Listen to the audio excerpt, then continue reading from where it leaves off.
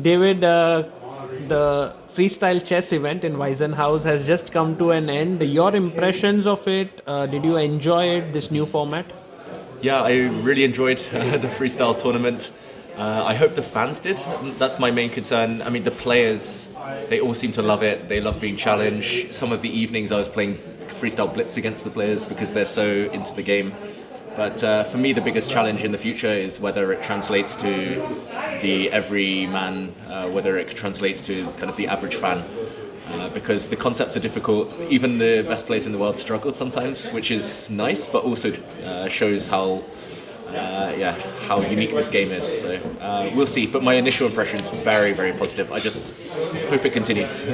Yeah, you talked about this. What do you think is the future here? Because this Grand Slam tour is going all in with it, and also Magnus is going to play everywhere. Also, they announced the lineup for the second event. How do you think this is going to grow? And your personal experience as a commentator here to explain it to the viewer. Yeah. I mean, I'll start with the first point because with the viewers, I think the first couple of days, lots of the viewers, they were intrigued. It was new to them. A lot of people new to chess, they've never even dreamed of 960 and losing the openings and the kind of road signs that they can memorize.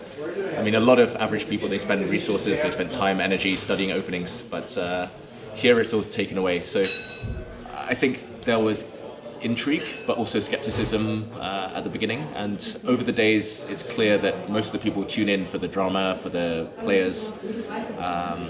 I don't know whether they'll play themselves. And you said the future. I mean, ideally, the future would be that there are standalone freestyle tournaments.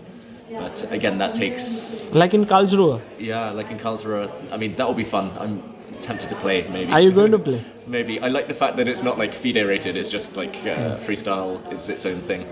And I also love freestyle. With a good prize money, actually. Good prize money, potential qualification for the Grand Slam.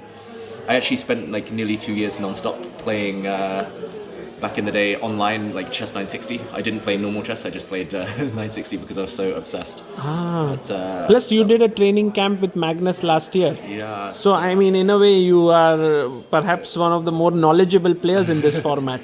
Yeah, I know some stuff, I know some patterns. Of course, the top players are still learning. I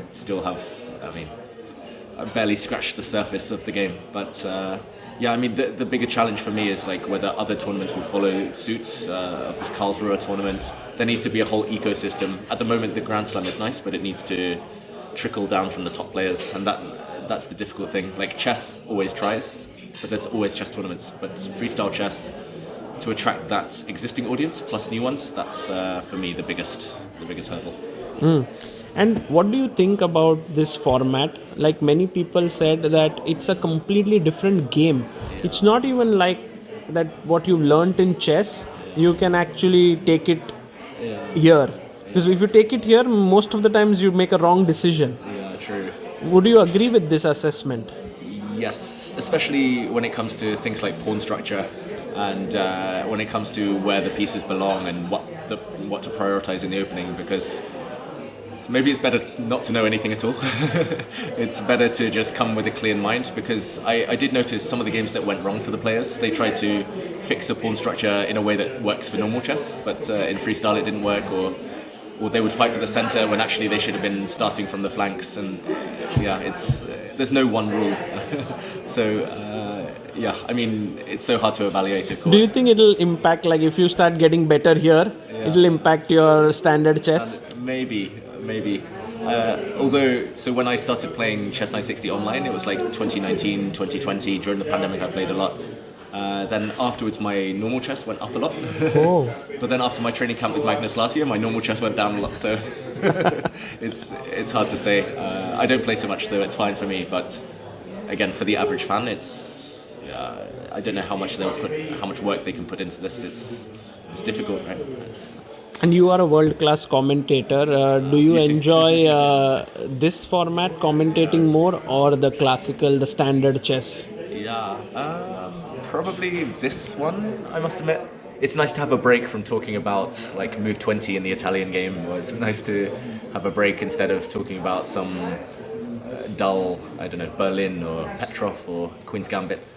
So it's nice to take that away, but I don't know. I think a bit of both. That would be my ideal, because it's also nice to kind of be able to kind of how do I say this? Just relax and things come automatically. Here, like my brain has to be on all the time when commentating because I'm trying to work it out just like the players. It's even harder and it takes more energy, but it's also a new challenge. So yeah, I like both. I like both to commentate on. And how did you enjoy commentating here with the team? Yeah. It was a different setup. It was like a community stream. You didn't have to analyze too deeply. Yeah. And at the same time, you had James, who is a League of Legends presenter. Yeah. So how was that experience? Yeah, I mean, James, not just League of Legends presenter, but he's a bit of a legend himself. He's a really nice guy. I was actually really impressed by James. I came in expecting him to be maybe just knowing how the pieces move, that's it, but he's a very good chess player. Maybe too strong for a community stream. Really? How strong would he be? I mean, I've seen him playing, like doing puzzles on chess.com, and he's like 2,000 something in puzzles. I think his chess.com rating for longer games is around somewhere 12, 1300, but I think he's better than that even. So, but yeah, I mean, I love Tanya. I've worked with her for I think hundreds of broadcasts now. We get on very well, and it was my first time meeting Levy, so that was cool. It's nice to put a face to a name, and he's a very funny guy. He's always keeping the conversation going, so it felt like the perfect mix. I think I was probably the boring one, like the chess guy. Tanya brings the energy, James brings the like professional drive, and Levy brings the entertainment. So hopefully it was the best of all worlds. And would you like doing this again? I think in the subsequent events and so on. I'm definitely open to it. Jan Henrik Butner asked me to come to Paris for the next one. Hopefully I can be there. Hopefully it's just the beginning, because we can keep getting better on the broadcast, just like the players will keep getting better each tournament. So yeah, I'd love to be involved. Well, thank you so much, David, for your time, and also for doing this commentary, and making a lot of people fall in love with chess. No, thank you, and keep up the good work, Sagar. Hi everyone. Thanks a lot. Bye. Bye.